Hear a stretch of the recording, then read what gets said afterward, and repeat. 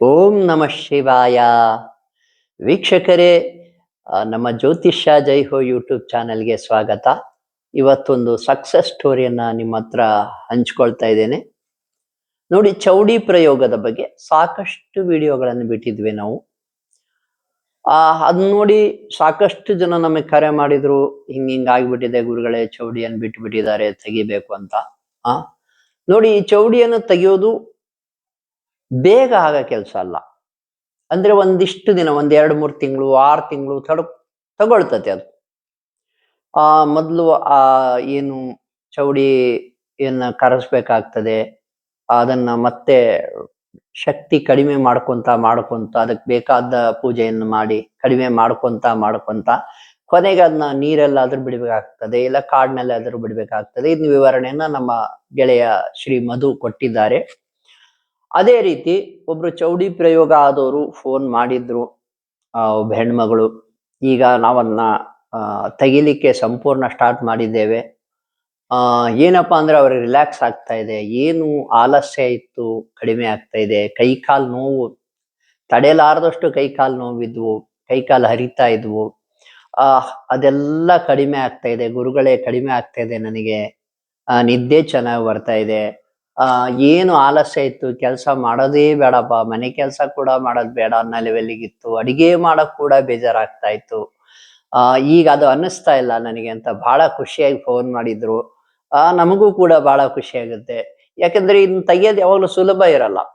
ನೀವ್ ಯಾರ ಹತ್ರ ಹೋಗಿ ತೆಗಿಸಿ ನೋಡಿ, ನಿಮ್ಗೆ ಗೊತ್ತಾಗಿರುತ್ತೆ. ಸಾಕಷ್ಟು ಜನ ನನಗೆ ಲಕ್ಷ, 2 ಲಕ್ಷ, 4 ಲಕ್ಷ, 10 ಲಕ್ಷ ತನಕ ಖರ್ಚು ಮಾಡ್ಕೊಂಡವರು ಬಂದಿದ್ದಾರೆ ನಮ್ಮ ಹತ್ರ. ತುಂಬಾ ಕಡಿಮೆ ಖರ್ಚಿನಲ್ಲೇ ಈ ಚೌಡಿ ಪ್ರಯೋಗ ಆಗಿರ್ಬೋದು ಅಥವಾ ವಾಮಾಚಾರ ಪ್ರಯೋಗ ದೋಷಗಳು ಏನಿದ್ದಾವೆ ಅವನ್ನ ತೆಗಿತಾ ಇದ್ದೇವೆ. ಅದಕ್ಕಿಂತಲೂ ಹೆಚ್ಚಾಗಿ ನಿಮಗೆ ಒಂದು ಶಕ್ತಿಯನ್ನು ಕೊಡ್ತಾ ಇದ್ದೇವೆ. ನೋಡಿ, ಆ ಹೆಣ್ಮಗಳಿಗೆ ಒಂದು ಮಂತ್ರಗಳನ್ನು ಕೊಟ್ಟಿದ್ವಿ, ಒಂದ್ ಕೆಲವು ಆಚರಣೆಗಳನ್ನ ಹೇಳಿದ್ವಿ.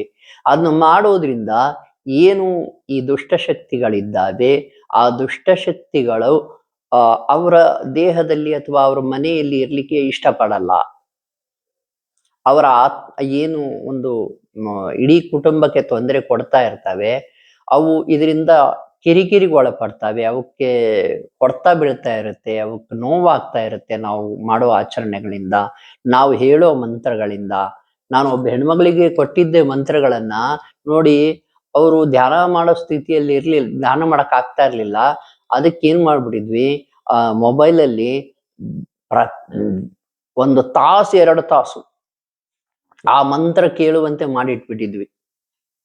ಆ ಮಂತ್ರ ಕೇಳಿದ್ರೆ ಸಾಕು, ಅವರ ದೇಹದಲ್ಲಿದ್ದ ಆತ್ಮಗಳು ಕುಗ್ಯಾಡ್ತಾ ಇದ್ವು, ಹಾರಾಡ್ತಾ ಇದ್ವು. ನನ್ಗೆ ಈ ಮಂತ್ರ ಕೇಳಿಸ್ಬೇಡ ಅಂತ ಹೇಳ್ತಾ ಇದ್ವು. ಏನು ಈ ಹೆಣ್ಮಕ್ಳು ಬಾಯಲ್ಲೇ ಹೇಳ್ತಾ ಇದ್ವು, ಅವ್ರ ಧ್ವನಿಯಲ್ಲೇ. ಈ ರೀತಿ ನಾವು ಕೊಡೋ ಮಂತ್ರಗಳನ್ನು ಧ್ಯಾನ ಮಾಡೋದ್ರಿಂದ, ನಾವು ಹೇಳಿದ ಆಚರಣೆಗಳನ್ನು ಮಾಡೋದ್ರಿಂದ, ಅದಕ್ಕಿಂತ ಹೆಚ್ಚಾಗಿ ನಿಮ್ಮ ಶಕ್ತಿ ಏನ್ ಪವರ್ ಹೆಚ್ಚಿಗೆ ಆಗುತ್ತಲ್ಲ, ಆಗ ಇಲ್ಲಿ ನಮಗೆ ಅದನ್ನು ತೆಗೆಯಲಿಕ್ಕೆ, ಅದನ್ನ ನಿವಾರಿಸ್ಲಿಕ್ಕೆ, ಅದನ್ನು ಉಚ್ಚಾಟನೆ ಮಾಡಲಿಕ್ಕೆ ನಮಗೆ ತುಂಬಾ ಸುಲಭವಾಗ್ತದೆ.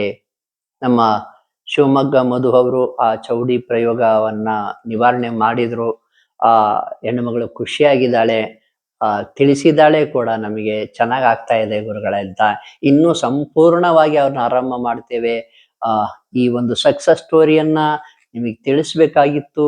ನೋಡಿ, ನಿಮಗೂ ಕೂಡ ಯಾರಿಗಾದರೂ ಈ ರೀತಿ ತೊಂದರೆಗಳಿದ್ರೆ, ನಮ್ಮ ಇಡೀ ಜ್ಯೋತಿಷ್ಯ ಜೈ ಹೋ ಯೂಟ್ಯೂಬ್ ಚಾನಲ್ ಸಾಕಷ್ಟು ವಿಡಿಯೋ ಬಿಟ್ಟಿದ್ದೇವೆ. ಮಾಟ ಮಂತ್ರ ನಿವಾರಣೆಗೆ, ವಾಮಾಚಾರ ಪ್ರಯೋಗ ದೋಷ ನಿವಾರಣೆಗೆ ಮಂತ್ರಗಳನ್ನು ಬಿಟ್ಟಿದ್ದೇವೆ, ಮತ್ತು ನಿಮಗೆ ಶಕ್ತಿ ಬರ್ಲಿಕ್ಕೆ ಮಂತ್ರಗಳನ್ನು ಬಿಟ್ಟಿದ್ದೇವೆ. ಯಾವುದನ್ನು ಬೇಕಾದ್ರೂ ನೀವು ಕೇಳಬಹುದು. ಅಥವಾ ನಿಮಗೆ ಇನ್ನೇನಾದ್ರೂ ಸಲಹೆ ಬೇಕಪ್ಪ, ಈ ಮಾಟ ಮಂತ್ರ ತೆಗಿಸ್ಬೇಕು, ಚೌಡಿ ಪ್ರಯೋಗ ಇದ್ರೆ ತೆಗಿಸ್ಬೇಕು ಅಂದ್ರೆ ನಮಗೆ ಕರೆ ಮಾಡಬಹುದು. ನಾವು ಹೇಳ್ಕೊಡ್ತೇವೆ ಮಂತ್ರಗಳ ಶಕ್ತಿ ಹೇಗೆ ಬರುತ್ತೆ.